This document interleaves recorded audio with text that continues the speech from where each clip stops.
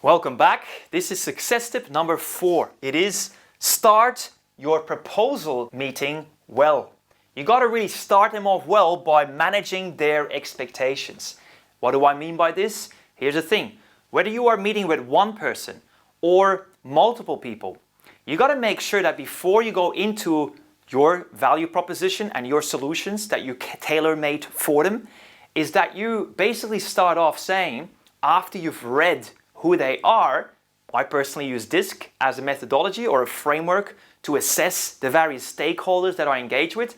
So again, whether it's a one person or a board or a buyer's panel or just a couple that you're presenting to, you got to know who you got in the room. Read your audience, as we said earlier in one of the previous videos, so that you know how to influence them, so that you know how to relate to them in a way that makes them feel comfortable and related to, and where they don't feel pushed or rushed, or even worse, where they don't feel that they can walk over you. And so managing their expectations before you even show them your value proposition. Let's just say that you know that you got two slower paced people in front of you. One is a CFO, typically a very analytical person. We call them C on DISC. And let's just say that the managing director is an S-type person. S, again, slower paced, but friendly this time. Well, if you got two slow-paced people sitting in front of you as you are rolling out your proposal, you got to say up front to them something along the lines of, look, I understand that this is an important decision. You want to get it right, and you want to make sure that all of the people involved are going to be happy with it. Notice now that I appeal to the CFO as well as the CEO. Both have a different interest. And I make sure that I touch on each one of their interests. First of all, you continue on saying, I want to make sure that right now that we just use this meeting to walk through some of the options that I've put together for you.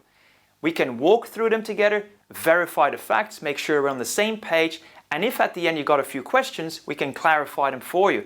But I also want to let you know and give you peace of mind that I'm not going to ask you for a decision today, because you got to do your own research. And you're going to have some chats internally so that you can make up your mind and make an informed decision based on facts and where other people are happy with the outcomes too. So why don't we first go through this, and at the end of which you can kind of give me a bit of an indication which one of the options you relate better to, and then schedule another meeting to kind of circle back on it after you've done your own research. How does it sound? Notice now that I managed their expectations before I showed them anything. And that is really key.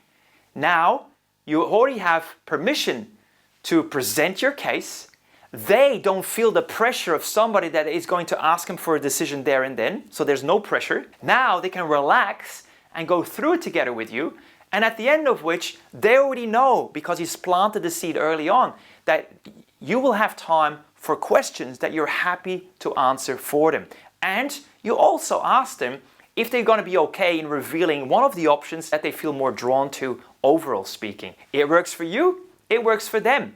And that is really the best thing of all. You started off well, you manage their expectations, and everybody feels a lot better in the process. That was success tip number 4.